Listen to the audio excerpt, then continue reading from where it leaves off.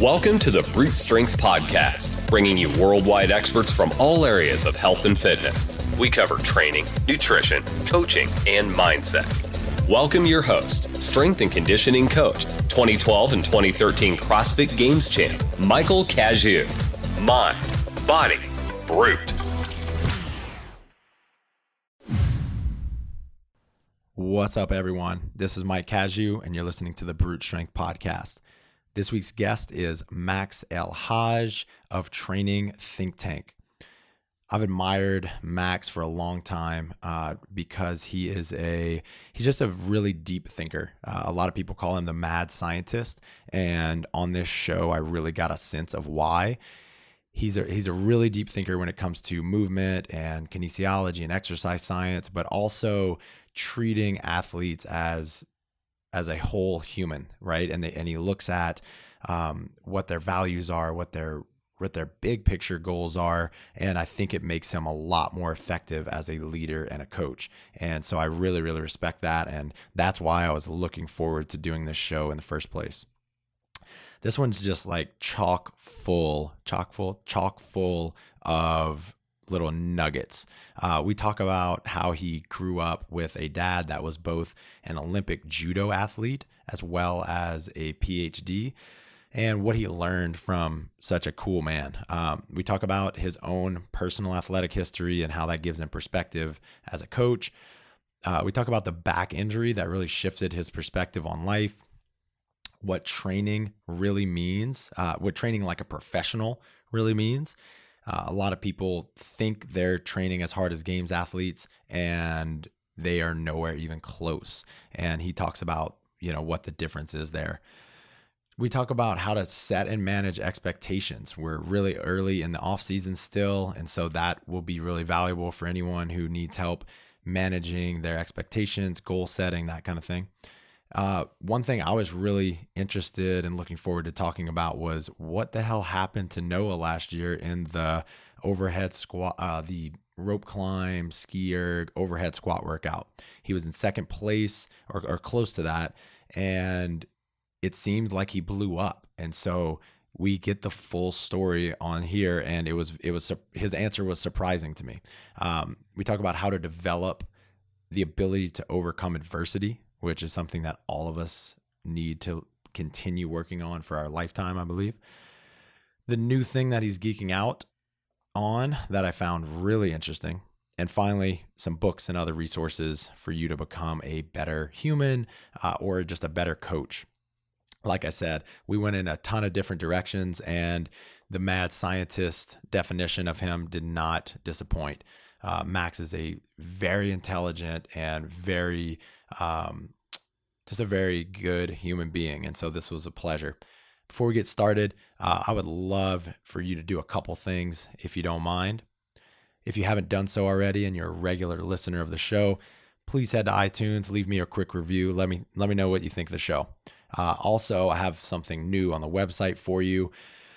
It is a nice PDF with the top 5 most downloaded episodes of the podcast. So I'm always receiving emails about like, where should I start? What are the best podcasts? And we just went ahead and took the top 5, and we put all of the biggest takeaways from each of those shows on one PDF. And so these are like practical things that you can immediately implement into your training or your nutrition or whatever it is.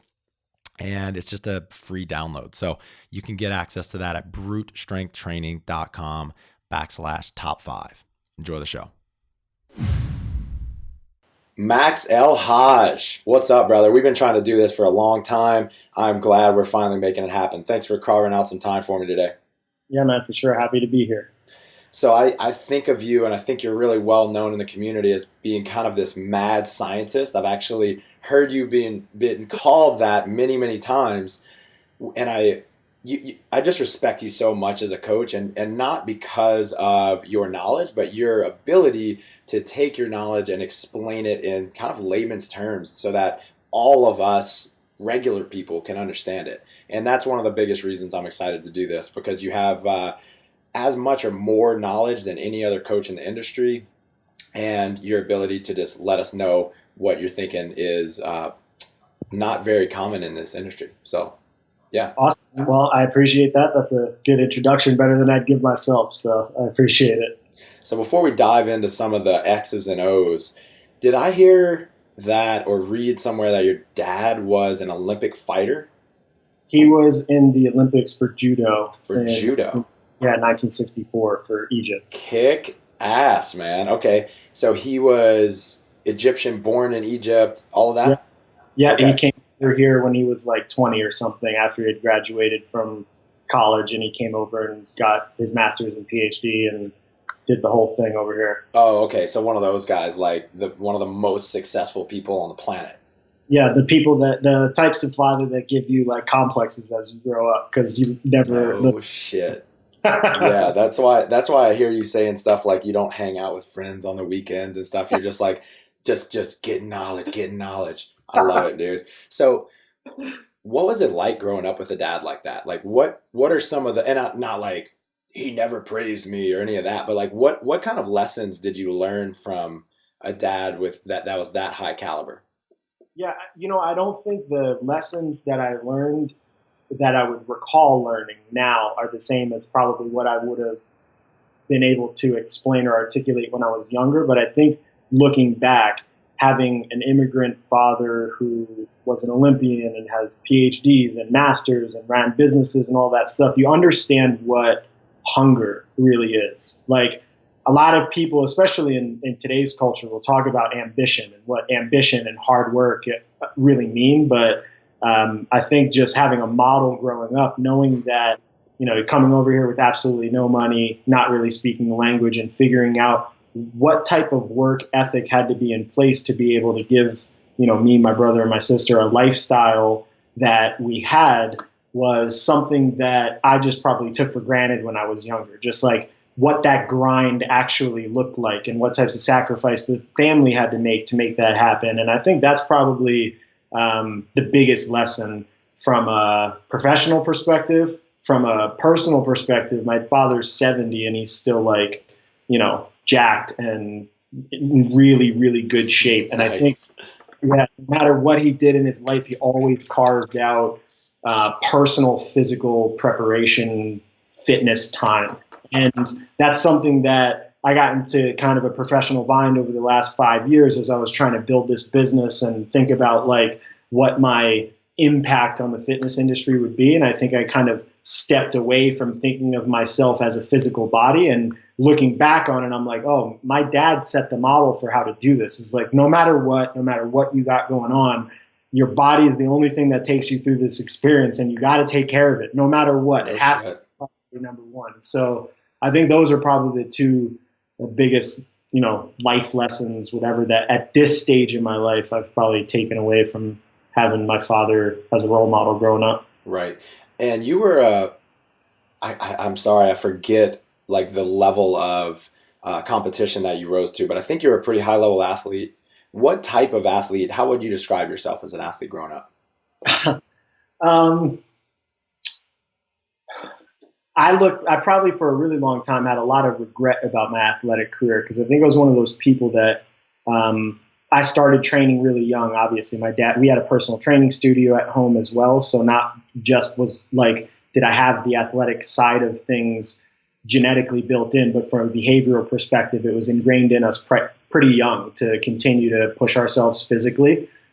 So I matured really fast in sports and got really good really quickly. I think my sophomore year of wrestling, I finally hit puberty and went up to 89 pounds, went 35-3, just missed out qualifying for state. And that's generally not something like a 16-year-old kid in those upper weight classes does.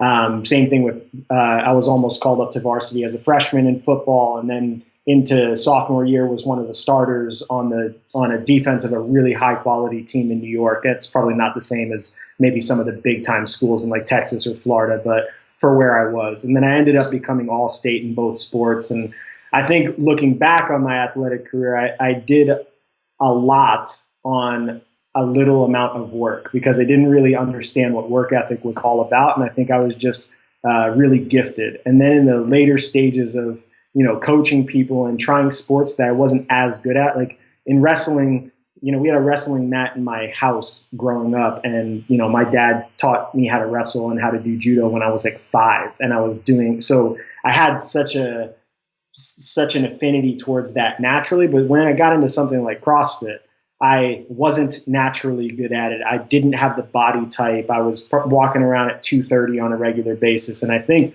learning what work ethic was like in something that I wasn't naturally inclined to be good at taught me how much I left on the table from an athletic career standpoint. So I look back on my career thinking like, well, I probably could have been a lot better, but now I know that I was still lucky enough to be in a pretty small group of high-level people. I had some Division I scholarship offers in wrestling and football, and was able to do some MMA stuff after college, and still qualified for regionals as an individual in CrossFit, which I guess is relevant to your audience. And so I'd say I was probably like right under the best of the best in every sport I tried. Yeah. And probably some of that was my own approach, not being mature enough and disciplined enough to really stay consistent through the adversity. Like when bad stuff happened, I think I was just a little bit too emotionally soft and emotionally weak and potentially coddled because I hadn't experienced losing enough. Right. Dude, that resonates with me 100%. I have almost an identical upbringing when it comes to athletics. I won't even go into the story because it's so similar. The only difference is I don't think I was like just under the best of the best. I was talented and well above average, but I really didn't excel because I didn't even see the value in hard work, man. I didn't even see the value.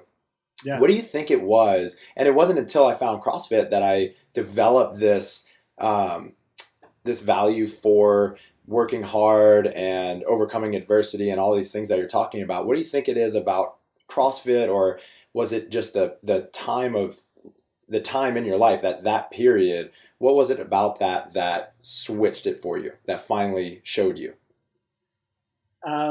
Yeah, I don't know if it was CrossFit specifically or just the time of the time of my life that was, but I think some of it is just being competitive. And if you enter into something that's constantly measured in a bunch of different time domains and a bunch of different skill sets, like even if you look at the score profiles from somebody that takes top 10 in the games, they're not going to win a single workout.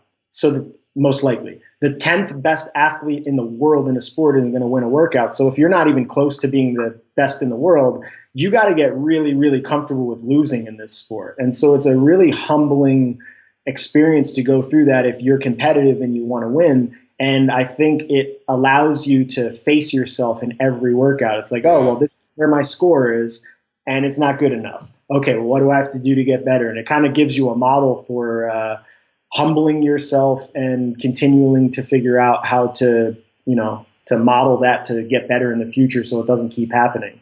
Right. That's a really, really interesting perspective. You can really objectively measure yourself against the best in the world, so you always know where you stack up. Yeah. That's an interesting one. I know that you had a number of back injuries, and your first one in particular was really like perspective shifting. Can you talk about that a little bit? Yeah, it happened in college. So I went to El-Hag University, and my plan was to wrestle and play football. And they were top 10 in the nation when I went there to wrestle, and they were a really high-level 1AA football school.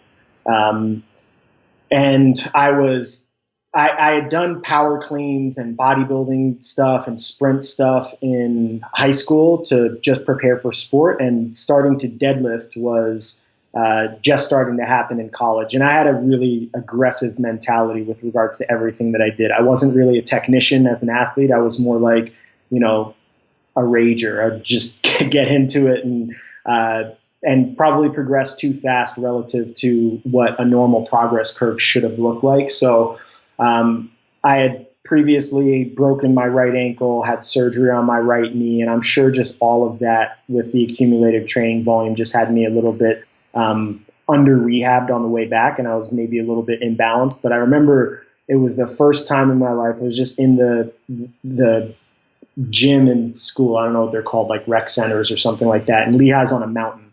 And I think I was pulling 500 pounds for the first time. And it was just like I'm just going to keep pulling. I'm just going to keep pulling. And I remember feeling like my spine exploded. And, you don't really have these you don't have a context for when people say what a back tweak is, or Right. I hadn't had a language for it yet. I didn't have a language. I'd never had it happen before. And my back went into like a full seizure almost immediately. Like I couldn't move. And there were like 500 steps to get back up to my dorm. And I remember the process of like crawling. I didn't rack my weights. I felt like, that made me feel like an asshole in and of itself, because I always hated the people that came in and just worked out and left their stuff.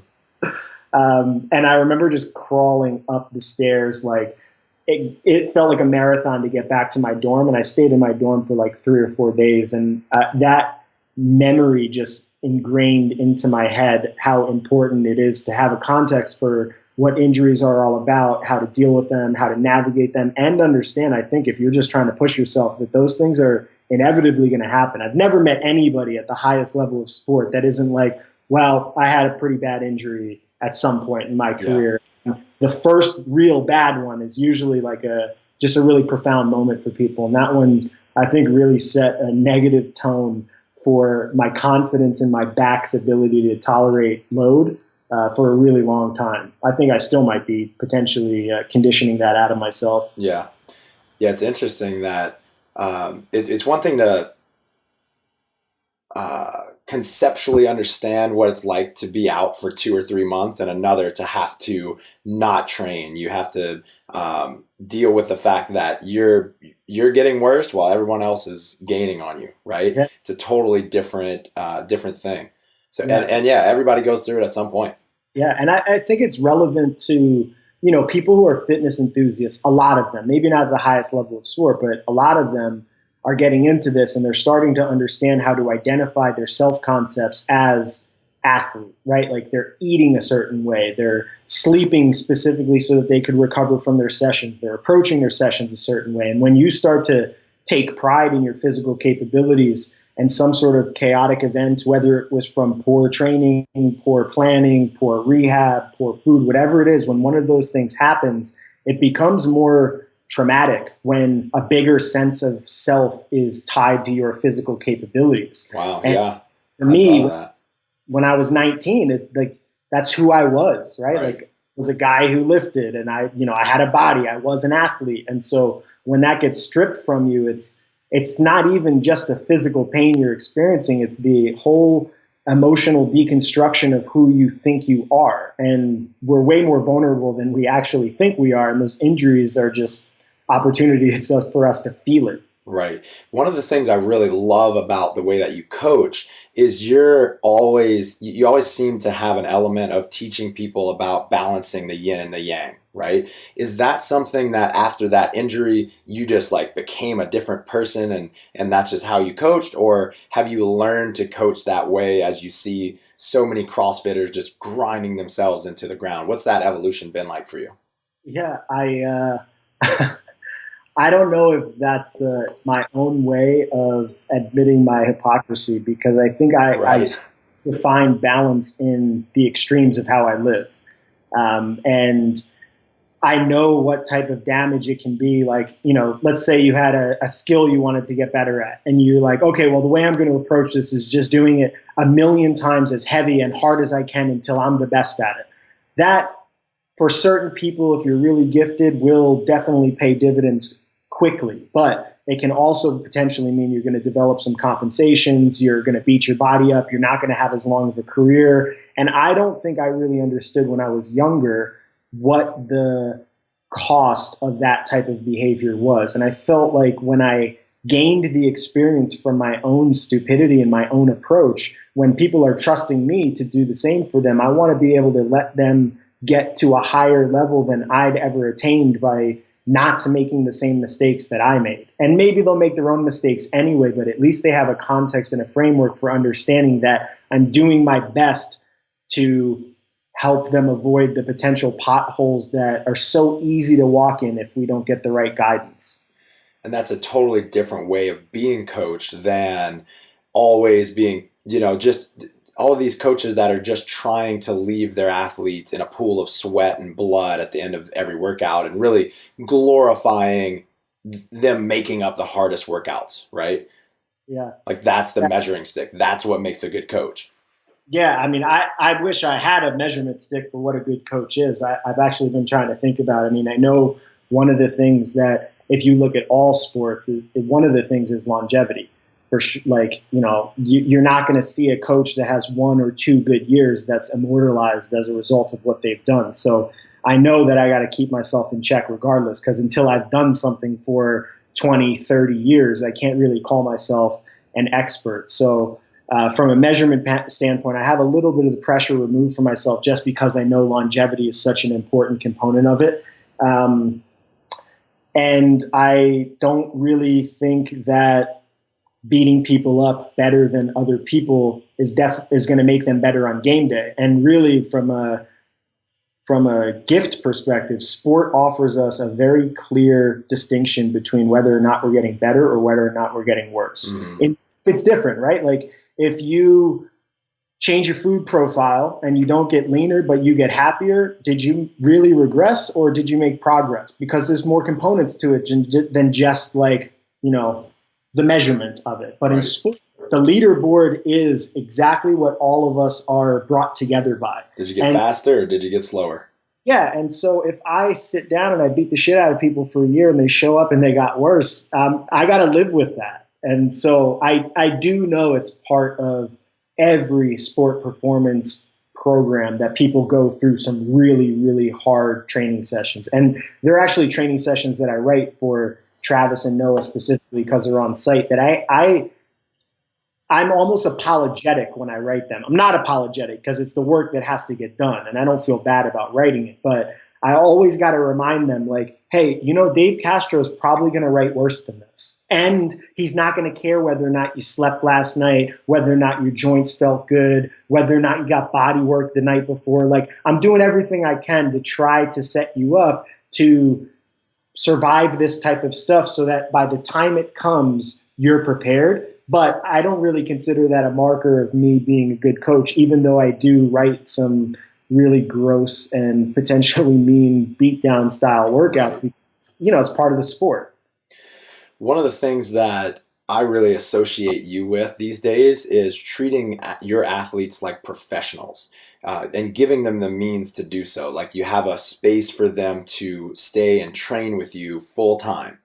Yeah. When do you think it's appropriate for someone to train like a professional? And is there ever a line where you'd recommend people not take it so seriously? Man, that's a difficult question. And mostly it's difficult, or where I'm hung up maybe with the question is, do you mean specifically train like a professional, meaning like the actual training session? Your life is about sport, right? You are a professional. Yeah, I mean, I think the easiest way to classify that or to create a line in the sand is you get paid enough to do it. And if you're not one of those people, then you probably always need to be cultivating something else. I do see a lot of people in this sport specifically who think they're going to get to the highest level of the sport and be able to be professionals, but the barriers to entry to be one of those people are high. I mean, you got to have a huge social media following. You got to have a lot of performance backing you because you got to be appealing to sponsors that are in the competitive sphere, that you're going to be on the floor competitively. And you got to do it for more than just 1 year. Like you got to be involved and potentially maybe be involved with HQ and some of the bigger companies that are out there that have the visibility platforms to, you know, to make your face a household name. And I feel like people are trying to do that prior to them having put the work in to get there. And I think that process just naturally evolves. I know Travis and Noah didn't train like that 6 years ago. Mm-hmm. And so I think if people are 6 years away from getting to that level, then they should be putting the level of focus and detail into setting up the behaviors that allow them to get to that point. They should still be training with intention, with focus, with a desire for movement quality, with intensity, working on warm-ups and cool downs. But I do think some people dedicate a bit too much time relative to what the sport can give them in return. And I feel like that just sets up people for having a very resentful relationship with their passion. Yeah, and a lot of suffering, man. I see a lot of people just in a lot of pain over mismanaged expectations. For sure, and that's a hard thing to do as a coach. It's actually something that we're talking about in our staff meeting this Friday is how to do that. Because growing up as a coach, I don't think I was empathetic enough to really understand how closely people would listen to my words. And people would sign up with me and they'd be like, oh, I want to make regionals next year. And I'd be like, no, there's no chance. And potentially that might have been a bad business decision. I don't know. I mean, my business has grown pretty well, so I can't say that it's bad for sure. But I do know I probably had a couple people that signed up that don't really think of me as like, the friendly coach type thing, because I was bringing a very harsh view of reality to them about what was really going to be required for them to achieve a goal. But I do think that's necessary. I do think people need to have expectations that are grounded in reality. And I also know that I'm wrong. I'm not always right about what people are going to be capable of and how fast they're going to adapt. But I do probably have more experience than just like, the average person saying you can or you can't do it. Right. You work with a lot of remote athletes. And I've heard you say specifically that it's hard for these athletes to follow the quote unquote intent of a program when you're not there in person with them and they're training alone. Can you give an example of this? Yeah. So, I mean, probably the most relevant one would be this handstand ramp. Handstand what? The handstand ramp that just came out. Oh, right. Okay.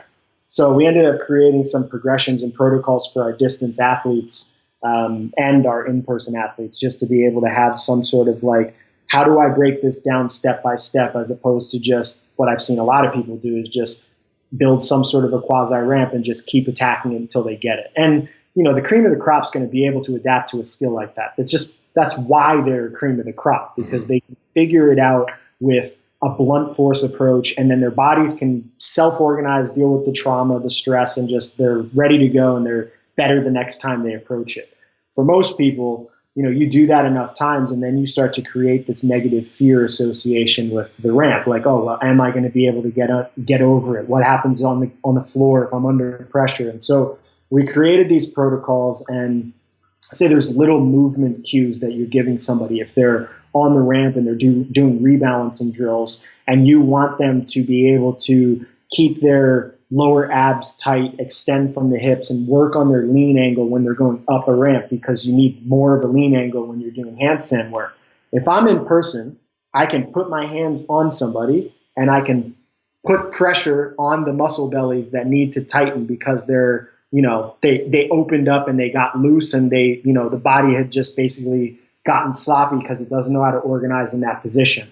So if I'm in person, I can see that. I know the intention of what I want for that specific movement is for them to have enough tone in their body to be able to have the ability to locomote up on their hands. If I write that from a distance, some of that is just lost, right? Like, it's just little nuance that they got to be more exploratory on their own to figure it out. And I don't know if it's better or worse, because if you're on your own and you're exploring and you're actually trying to get better, sometimes you don't need those intention cues. But it is an important component of training to understand little things like that from a movement perspective.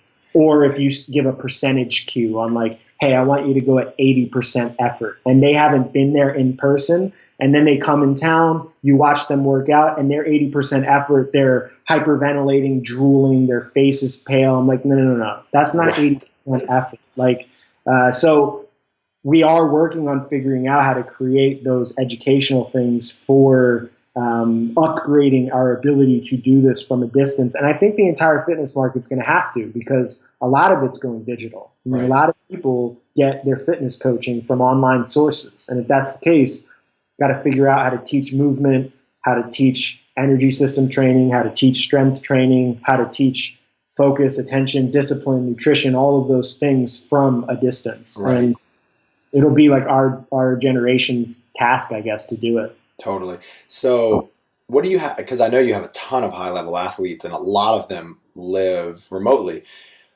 what do you have them do? Do you have them, if it's someone that really needs to work on gymnastics, you do the programming and you say, hey, I need you to get with a high level or the best gymnastics coach you can in person? How do you deal with that?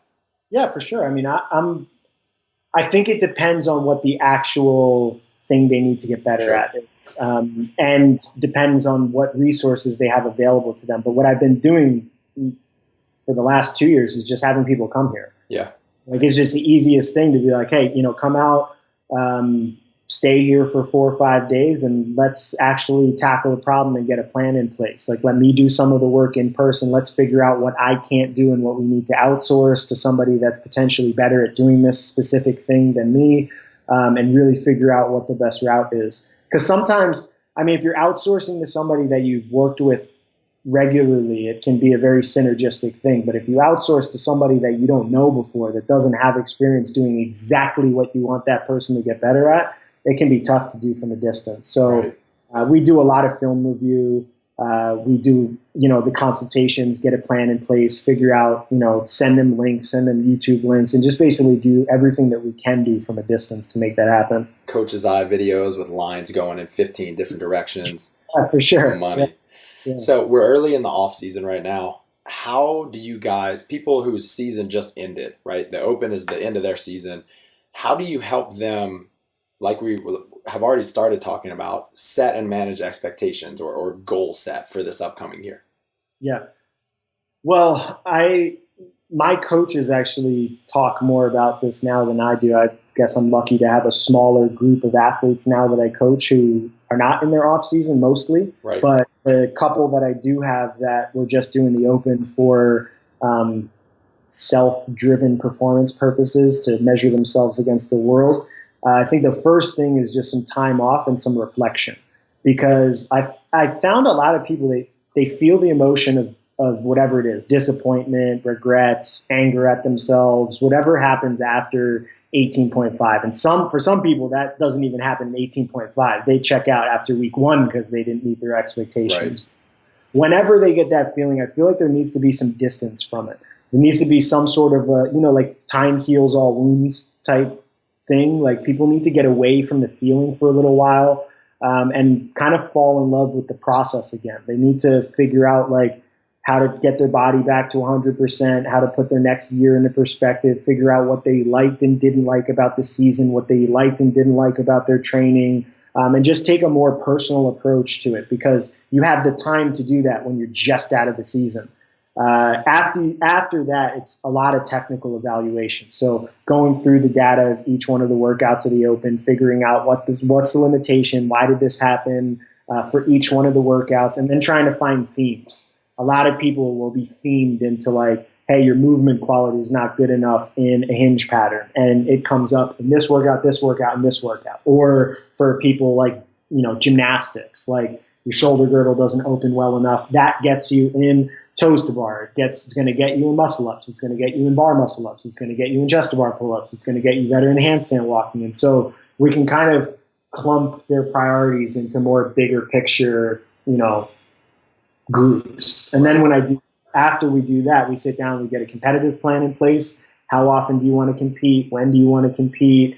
And then we try to skeleton out the year. And then once that process is all done, then it's like, okay, well, that's our plan, but we know that plans never work. So we're going to try to adhere to that as tightly as possible and be reactive enough that when bad things happen, we try to get back to something like this as close as we can. Or in our regularly recurring talks, we just figure out like, well, now that we had that plan set, it's not going to work that way anymore. Let's replan and really reorganize and figure out how to approach things. Like, for example, if somebody gets injured, or if somebody goes to a competition, they're like, that sucked, I don't want to do this anymore from a competitive standpoint, but I still want to do CrossFit for fitness. Or I went individual last year, I want to go team this year. Like, all of those things start to change the plan as time evolves. So I think that's probably the best way, or the only way I can articulate what the process looks like to get somebody from the end of the season through an off season and back into training. And for some people, it's just a couple week process. And I feel like for some people, it's a couple months until they really reestablish their rhythm. What I loved most about what you said and what I think is really unique is that time of just plain reflection where you're not getting right back into the gym and you're really trying to transcend your old way of thinking and really take a big picture view of your last year, right? Because what I think happens, and you touched on this, is people, they check out and they just start thinking about next year. All they end up thinking about is what were the movements, right? They only think about step two. And what they're doing a lot of times is they're missing more fundamental errors, right? They're missing that their sleep and like they were just stressed out all year, or their sleep quality was just shit, or I don't know, they didn't recover, or a million different things that they wouldn't really identify if they just go straight back into, okay, let's crush these weaknesses and then I'll do better next year, right? They're missing these more fundamental things. Yeah, I mean, I think some of that happens because it's very easy to progress in the sport in the early stages of your development, especially on the leaderboard. And knowing that the leaderboard can change from year to year, specifically just because the workouts change. So people can be deluded into feeling like they got better. And if you feel like what you did before got you a lot better, generally people want to double down. They're like, well, I made that much progress doing that before, so I'm going to do it again. But, it's going to work for a small subset of people, just the continual volume approach, doing more of it. But I don't think that it sets the base for people to get to their highest level of performance. I think that you see the principles of athletic development in every sport. And people have off seasons. They have balance in their life where they separate, where they develop and cultivate other things, whether it's their family or a professional life or a marketing life or whatever that they want to do. They have training times in the year that are more dedicated towards quality of movement and getting their bodies healthy and prehab and rehab, and times that are dedicated towards competition prep. Times of the year that they're underfeeding to be at the appropriate weight to be able to perform, and times of the year that they're overfeeding because they just want to be able to enjoy life and let loose. And I think that people get wrapped up in this sport into trying to be the same all the time and not allowing the fluctuations of life to just happen, and figure out how to take those fluctuations and navigate them towards getting better at the times where it matters from a competition perspective. Badass.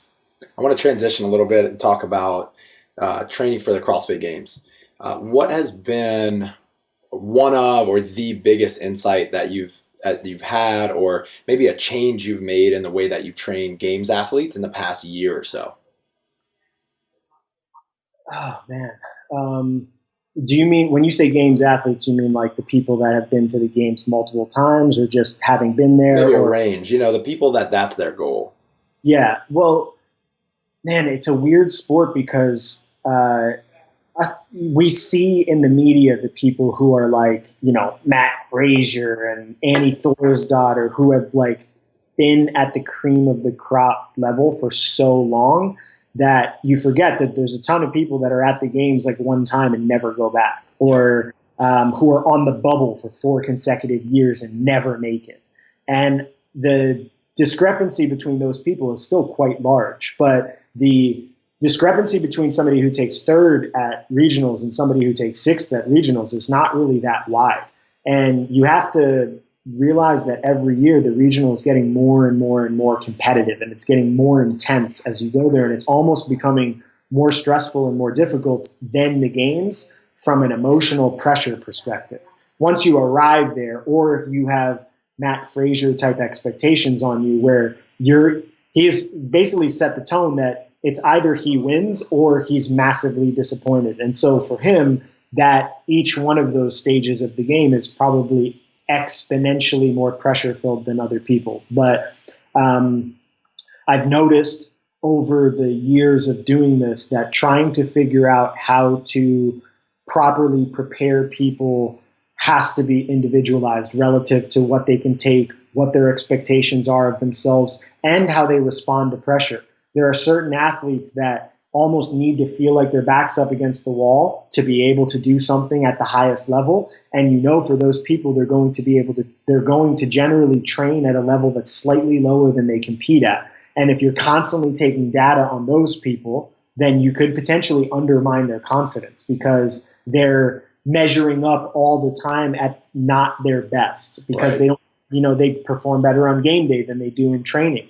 Then there are other people who are just more consistent all the time. They don't have those spikes in performance when they go out on the competition floor. And I've generally found that those people can take a little bit more continual hard training leading into competitions and almost thrive in an environment where they feel a little bit beat up and a little bit run down. And I think trying to figure out how to manage individual tapers, individual plannings, how much data collection I'm going to do, how many off-season competitions I'm going to do has become more and more individualized instead of thinking of, okay, well, the games from an objective perspective starts with one workout every week for 5 weeks to qualify. Then it's, somewhere between 6 and 7 workouts over the course of 7 days. And then it's 15 scored workouts over the course of 5 days. And I used to think about that, like, how do I prepare this biological system to be able to take that?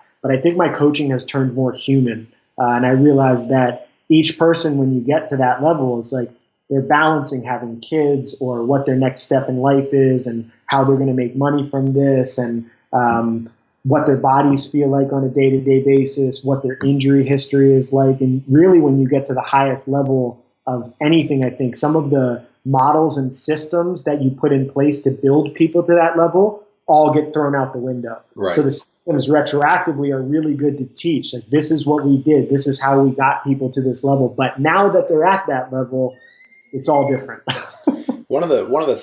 think I'm hearing you right. One of the biggest things I just think I heard you said was the way that you communicate with each athlete and the feedback that you give him or her has a huge difference or a huge impact on their performance and their training.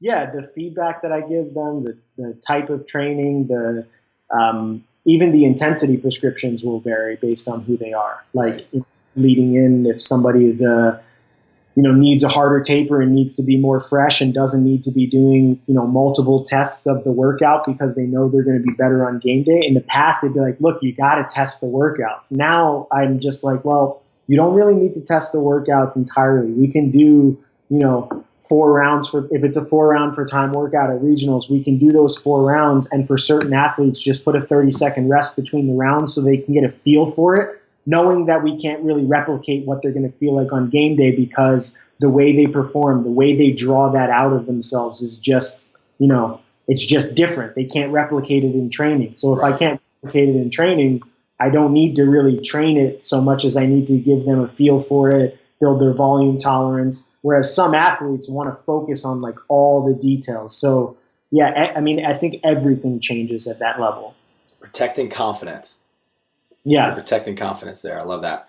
So going back to last year, Noah was in second place. And for listeners out there, we talked about this before the show. I let Max know that I'm not trying to throw anyone under the bus here. I think it's just a really interesting, it was an interesting event, and I think everyone would love to know what happened there.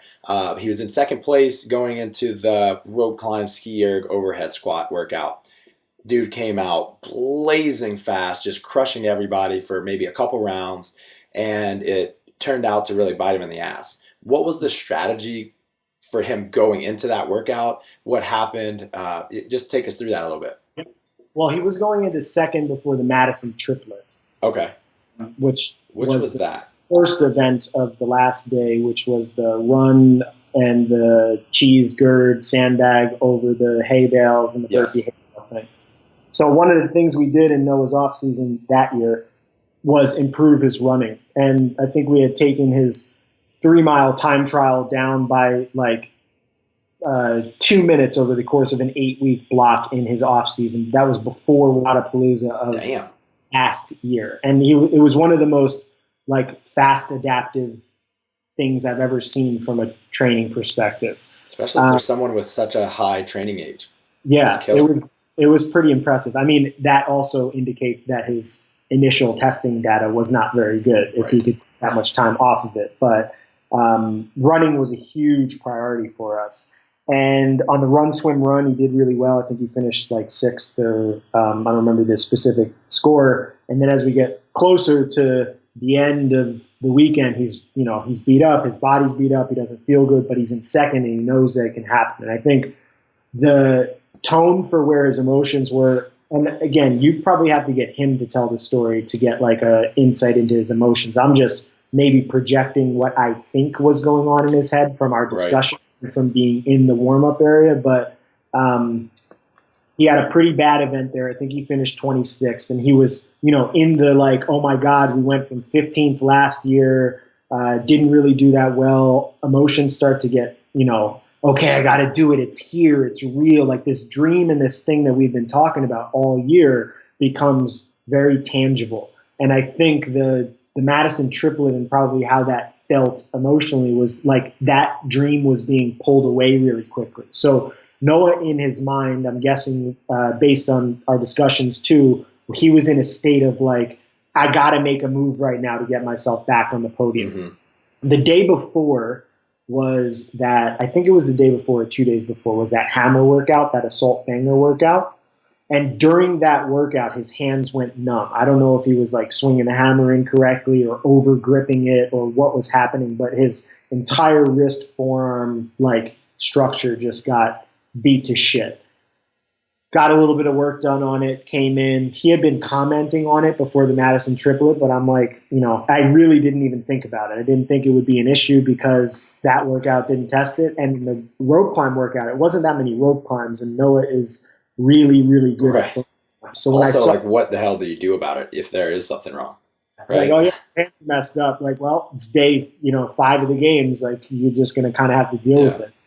So he went out there knowing he had to make a move. And he went out there. I know people talked about him blowing up or going out too fast, but really, if you look at it, he's one rep ahead of where Fraser finished, and Fraser did fine. And I think given his capacity in those specific movements, he probably was going out at a pace that he would fall off from just a little bit, because that's kind of what he does. We've been working on pacing and execution this year, but I don't think last year he had a concept for putting his governor on in the earlier rounds of a workout. And then his hands just like they went numb and they blew up. And I know he's talked about the story, and I'm sure that was just the shittiest experience to have to go on the floor and then have everybody criticize you as if you don't know what you're doing. Like, well, I really, I'm still the 4th best in the world at this sport, and even with that event on my leaderboard. So I can't be dumb with regards to how I approach things, but I'm sure there are things we can learn from it from a pacing perspective. If he is lucky enough to be in a similar position this year, close to the end of the weekend, I think I'll probably put some meditative, like down regulatory strategies so he doesn't go out overly excited, and maybe connect him to his breath a little bit before he goes out and competes. But really, I don't look back on that and think, man, you fucked up. I look back on it and I'm like, you had fallen off the podium, and athletes need to take risks at some point. And you took a risk on a movement that you're really confident in, and your body was just not in a state to be able to cope with that based on whatever happened earlier in the week. So I don't know if it's necessarily a bad thing. And we sat and we talked about it. But in our recap of the game season, it really wasn't that much of the overall discussion, because we both agreed that it was just like, a weird subset of things that happened, but that probably happened to everybody at some point in CrossFit Games. It's just his was on the major floor, second to last event, when he was in the hunt to be on the podium, so everyone just noticed that it happened. Yeah, I mean, if he was in 20th place and it happened on event 3, no one would be talking about it. Yeah, exactly. One of the things that I've always really respected about Noah, because he has had, let's see, 2 or 3 times he's had like some big mistakes, and I remember them because he's such a high level athlete, like more so than even most of the games athletes.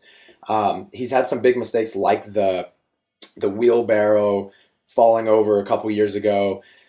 What I respect about him is his ability to overcome those mistakes and come back and just do his absolute best. What I see a lot of athletes do is they make one of those big mistakes and they just say, it seems like they say F it, right? They really just fall apart. Yeah. My question to you is, because you work with athletes and your team especially works with athletes of all kind of skill levels. Is there a way to test that level of, I'm going to overcome adversity and no matter what happens, I'm always going to do my best? Is there a way to train that? And if so, how? I think the way to train it, and I can't take credit for any of, that. I do think I provide value as a coach, but I think, that is kind of in Noah's character to positively skew what a lot of people would view as negative.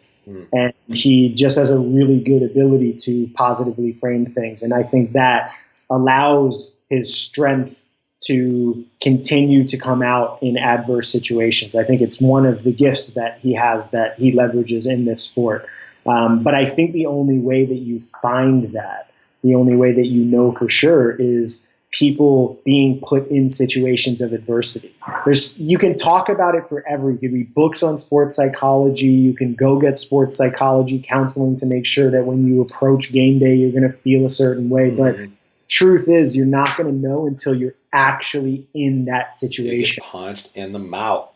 Exactly, yeah. And so I think people are going to need to, if they want to be as good as possible, and they want to be somebody that's known as, I'm able to overcome bad situations, then you got to walk the walk and put yourself in bad situations and come out of them with good character. And I think a lot of people like to, either say they are or criticize people that they don't think have, but very few people actually take the risks to put themselves in that position.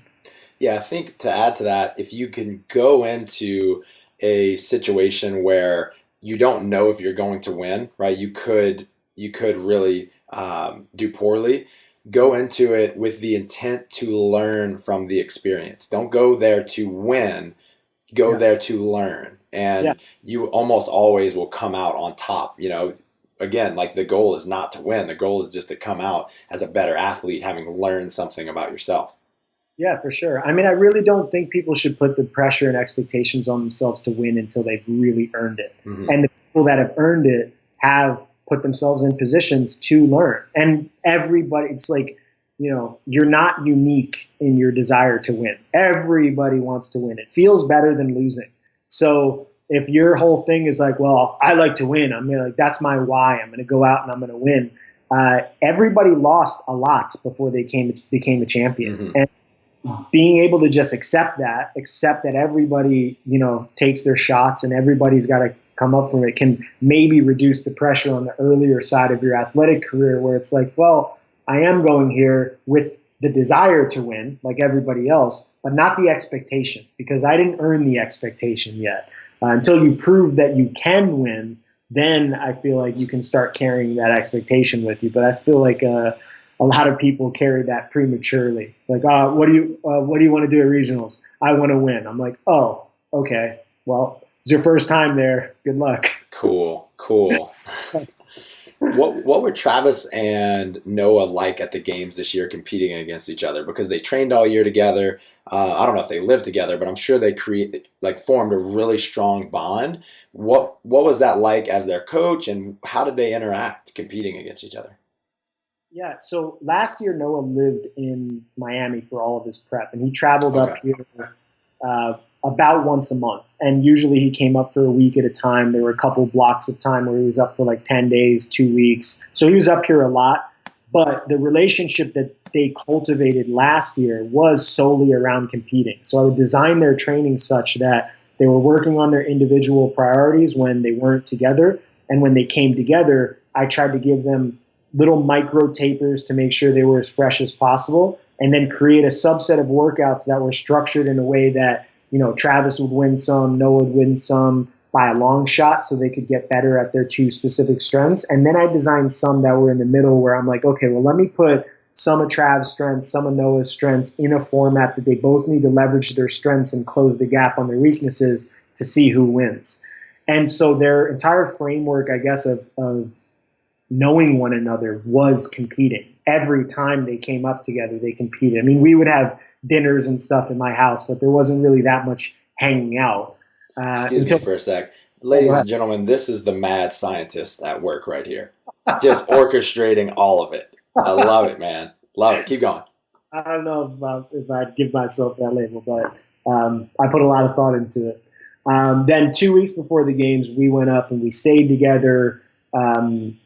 We did workouts together that, like, they would do their own independent workouts. We would eat dinner together. We went bowling, and we kind of really started to try kind of develop more of a human bond with one another outside of competing. I think that was probably the start of where they started to gain respect for one another.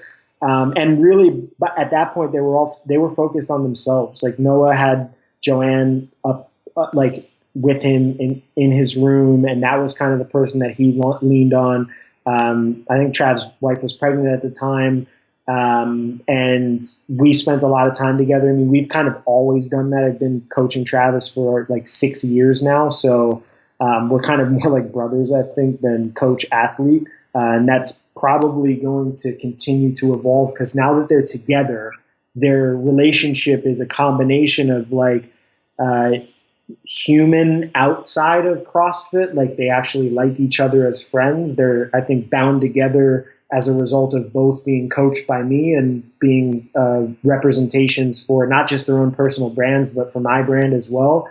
And I think they got a lot of respect for how much work they continuously put together. I mean, when you see what another games athlete does on a day in and day out basis, and how they get back up after getting their face punched in by a workout on a day that they just didn't have the juice that they needed to perform well, and the person standing there cheering you through the finish because they know what it's like and they know how shitty that feels, you develop some sort of a loving bond for them, even if there's some envy and pride, jealousy and shit that exists. It's a complicated relationship, but I think it's also like a brotherhood.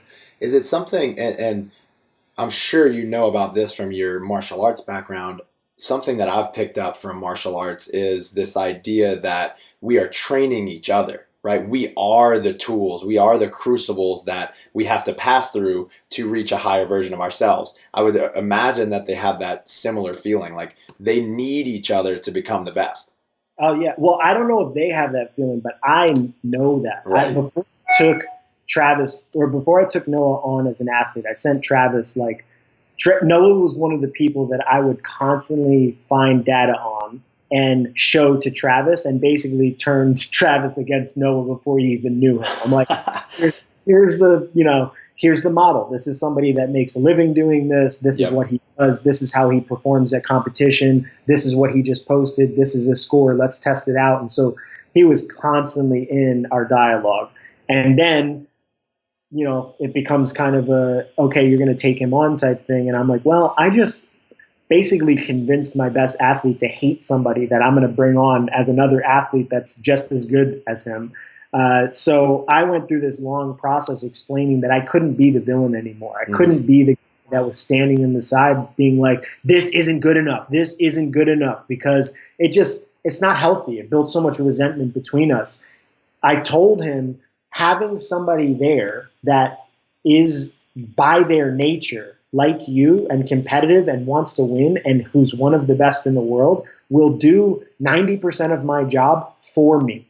You will be able to prepare yourself better with him than you will with just me. Right. So it's something that I really, really highly advise or encourage you to do. And luckily he was on board with that. And I think for both of them, it turned out to be a pretty successful relationship thus far, and hopefully, better this year. I guess we'll see. Hell yeah. What's something that you're geeking out on the past year or so? Like, what are you learning? What are you diving into? Yeah, I think my current intellectual pursuits, I actually was talking about this in a staff meeting. I have had a bunch of stuff go on professionally. I think it's April. It's almost the end of April now, or beginning of May, and I've only read 2 books this year. A lot of my intellectual pursuits at the moment are trying to figure out how to reduce all of the information that I've had, all my processes, all my systems, and put them into education that people can consume. Mm-hmm. So taking things like masterclass and figuring out like, okay, well, this is one of the biggest companies in the world that hires professional people to make, from experience education that makes you understand high level things like chess or tennis better. So how are they delivering it that? What's their product like? How does it look? How are they chopping things up? And going through that process for myself and trying to take something like movement and, taking esoteric stuff from Ido Portal and gymnastic stuff from Chris Summers and FRC principles from Andrea Ospina and years of practice in my own training from martial arts and from football and from speed and agility work and from all of that stuff. And now, if I have this information where people call me a mad scientist, how do I teach people how to do that? On the interwebs. Yeah. Mind you. Yeah. Yeah. So that's my big pursuit right now. I've been doing it with my staff for a while, and I feel like I got a good team to help me build it out because I know I can't do that type of stuff on my own. And that's probably my biggest intellectual desire at the moment, is to be able to share the information with more people so that I can continue to upgrade and leverage my own abilities. Because if I do that well, I know it's going to draw in good minds from different cultures, from different sports performance areas. And then in and of itself, they'll challenge things, they'll criticize things, they'll add things to it, they'll put their own spin on it. And that's how we evolve as a society in the fitness world, or whatever you would. What's your learning style like? Like, how are you consuming this knowledge? How are you putting it to practice? When it comes to training? When it comes to what you just said, like your pursuit is, how do I take all of this stuff and learn how to deliver it to the world? I mean, I just do it. Like for example, I had an idea for what the last chapter of my movement course would be. Yep. Relative to this handstand ramp thing. And I was like, okay, well, the first thing I'm going to do is I'm going to go experiment it with myself. So I was lucky enough to have somebody build a spec model of one for our facility. And I'm like, okay, well, let me come up with drills. Let me feel what it's like. Let me feel what the limitations are. Let me think about what the potential difficulties for people are, what the overuse injuries people are going to likely be able to get from this specific implement. Let me go through that process myself physically. Mm-hmm. The second I have some sort of a framework in my head, I'm like, all right, let's film the videos. And then in each one of the videos, I'm going to explain, this is what the intention is. This is why I did it. This is how I'm going to put it into practice. This is how many times a week I'm going to do it. And then I send it to my coaches. And then I let my coaches go and figure out, like, okay, is this working? Is this experimenting? And I get feedback. Yeah. And then I bring it back and I just, keep making it better. And I think that whole process, I started this process 5 years ago. I built the first courses, or 4 years ago, I built the first courses. And I put a couple notes on a little white piece of paper that I taped to the bottom of the screen that were the major topics I want to talk about. And I just would like verbal diarrhea at the screen. And I don't even know what I said. Like, I don't know what came out of my mouth. And people would be like, people took the course. They're like, oh, these are great. And I'm like, man, I don't know what I did. How could I make it better if I don't know what I did? So going back, watching it, reviewing it, getting my coaches to review it, it's been a long process.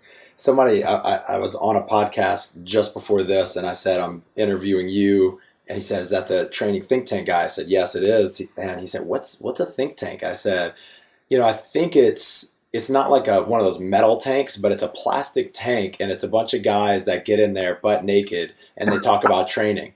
And he's like, wait, are you kidding? I like that. Yeah. So that's a great example of what the think tank is, man. You creating the ideas, and I'm sure everybody's creating ideas, but you creating these high level things and putting it out into your organization and getting feedback on what's working, because you're only working with so many people, right? So by passing it to the rest of your team, you can get so much more feedback and more quickly.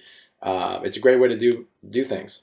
And I mean, I think the value of having good people around. People talk about value creation all the time from a monetary perspective, but I think human capital is one of the things that moves the world. And, having people with engineering minds, people who have master's degrees in training, people that have scientific backgrounds, people that have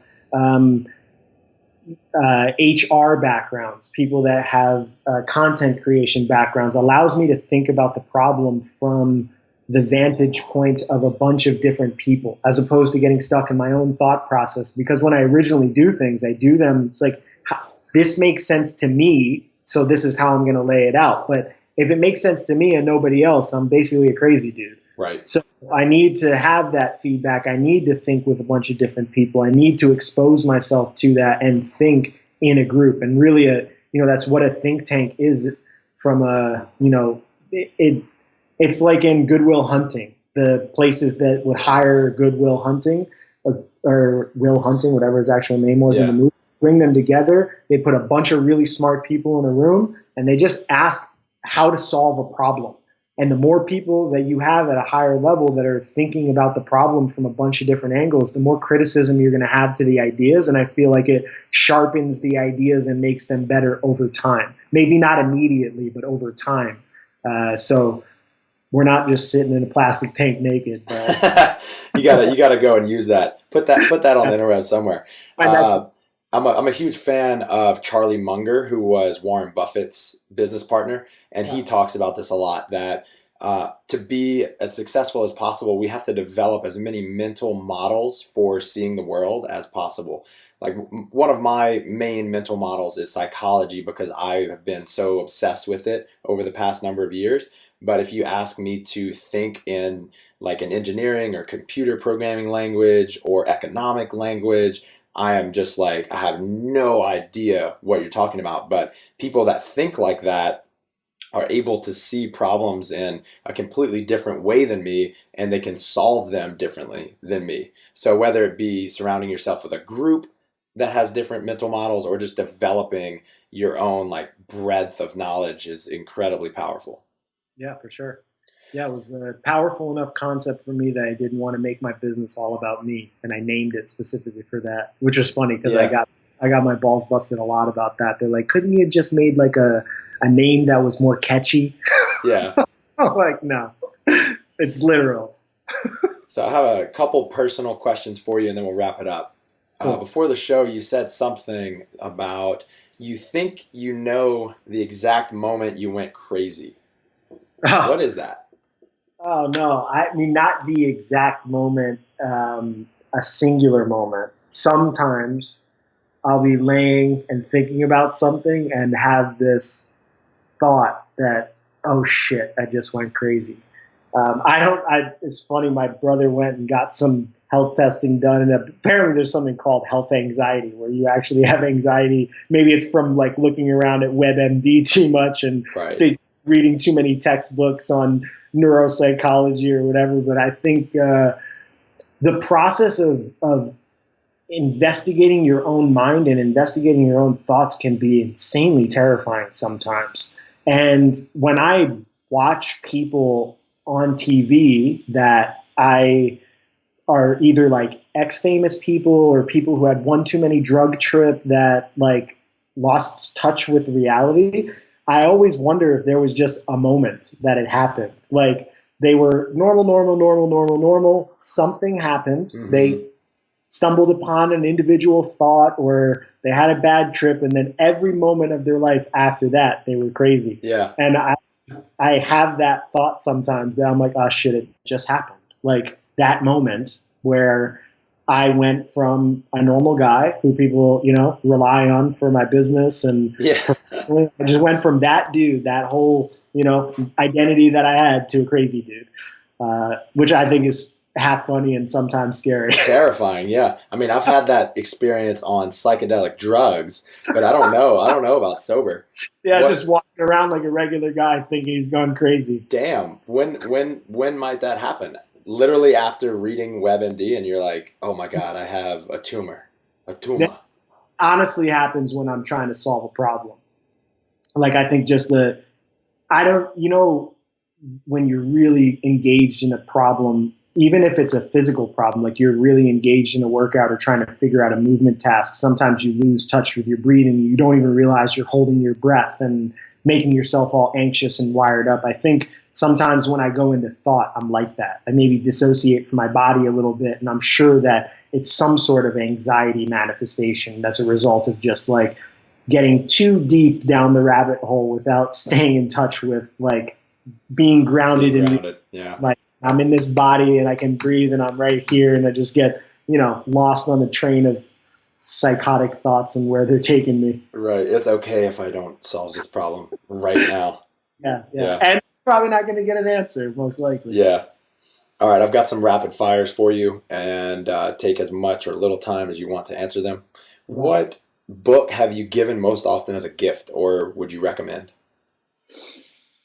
Man, I don't really gift books that much because I have found that a lot of people don't like to read. But if I were to give out a singular book, I think I'd probably give The Alchemist. Oh, one of the best books of all time. Yeah, I read another one of his books, Aleph or something like that. I think it's called Aleph, and it was like rated even higher or something. It was it wasn't 10% as good. The Alchemist is just so solid. Yeah, it was. And I read that at a time where I didn't really read that much. I was younger, and I think it's one of the few books that I've read multiple times. That seems like somebody actually told me that one of the things that you should do in your life more than reading more books is read the same books at different stages of your life. I've heard that. That book is one that I have, and it's been really profoundly educational for me. Yeah, same experience with that book. That was the very first book I read in my drug recovery period, and that I'll reread from time to time. Another one is The Way of the Superior Man. Oh, I like that one too. Yeah. That one's like, I get something so different every time I read it. It's crazy. Yeah. What's a belief that you hold that if others held would have the biggest effect in their life and or performance in general? Oh my gosh. Man, I feel like I give really shitty answers to these because I sometimes wonder what a belief system is. If people believed that being better at the basic fundamental aspects of any task would make them more of an expert. I think if people took that into consideration as opposed to worrying about the nuance that surrounds a specific topic, they'd get to a higher level. Ooh, that's sexy. Or not sexy, depending on how you look at it. Yeah, maybe a sexy way of looking at something not sexy. Yeah, that's the anti-sexy. What's one action that you'd recommend people take immediately? Just for anything? Anything. Oh, man. Self-reflect. Yeah, so this is the second time you've mentioned that. How do you self-reflect? Is there like a method, or is it just sit naked again on a little small beanbag? Naked in a think tank in front of a bunch of mirrors. No, I think the process for me is just very natural. I don't know if I'm narcissistic and focused on myself, but I generally like to evaluate my thoughts before I share them. Like sometimes difficult to do podcasts because, thoughts come so fast and you're talking and you don't have the time to really like sift through, be patient, think about like, how are these words going to be interpreted, or how is this going to serve me, or how is this going to serve my audience? And I just think I naturally go through that process, and I know that people have told me that it's really valuable for me to go through that inquiry process for them. And I'm always like, well, just do it for yourself. Like, when you do a movement, ask yourself, like, where's my foot? Where's the contact pressure on the floor? Where's my hips? Where am I tight? Where am I loose? And really get to know intimately who you are, how you move, how you breathe, how you break reps up, like all of that stuff. There's like, that could be applied to food as well. Like, get to know intimately your relationship with food, how much you're eating, the texture of foods that you like on a regular basis, the quantity that you need to eat, how your smells influence on your food, and really just learn about the human experience from your vantage point as much as you can. I think it serves people well in the long run to do that, as opposed to just whatever the alternative to that is. Just moving forward constantly. Yeah. Without taking the time to really think about where you're going, which maybe is not better. Man, that's music to my ears. And if you have the courage, even your thoughts and your emotions, figure those things out. I have two like major conditions for like self-reflecting, and one is just silence and separation from everyday life. I think creates a great condition to actually quiet down the noise of like all your tasks and your responsibilities, so that all that stuff can actually surface. And then two, some way to record it, right? Some way to externalize your thinking so you can record it and expand on it, and then ideally revisit it later. One thing I started doing recently for the first time is I have a couple different journals, and in one of them, like my biggest insights about myself, I'll record them in this one journal, and then I'll just review them every now and then, so that I don't like have the insight and then forget about it a week later, right? I'm constantly revisiting it so I can implement and be a different way. Yeah. It's funny. I do that every night. Every night when I come home, I go into my room, and no music, no TV, no nothing. And I do my like movement work, which will, maybe a combination of meditation, stretching, gymnastics type stuff. Mm-hmm. And I basically just sit and think, write ideas down, do my creative work. I have a yellow notepad journal if I need to write anything down and sketch things. And that's like one of the few. I try to set routines about everything in my life, and it never works out when you're in the chaotic state of business development or competition or that type of stuff. But that is one thing that almost every single day I've done for years. Yeah. And it's very profound for me as well. Hell yeah, man. I agree. Great advice, dude. I think people can find you at Training Think Tank on Instagram, right? Yep. There's no "the" at the beginning. Just Training Think Tank. YouTube, same thing. Those are really the two biggest platforms. We have a Facebook account as well. I don't really have any social media personally. I do. Noah actually created an account for me. So I have 4 followers and no posts on a private account. Nice. I post on that if people demand it, and it grows without me doing anything. I have a Facebook account, but I'm not really that active on there. I'm only really active on the professional one. So Training Think Tank really does all my social media. Website is trainingthinktank.com, correct? Yep. Guys, go check out what he's got. You've got a ton of awesome courses, really pioneering in this industry. I have so much respect for you. Thank you for carving out some time for me, man. I appreciate it, brother. This episode is finished, but your training journey continues. Head over to brutestrengthtraining.com/SSW and grab your free pack of 32 accessory workouts that you can incorporate into your training and start improving your strength immediately. That's brutestrengthtraining.com/SSW.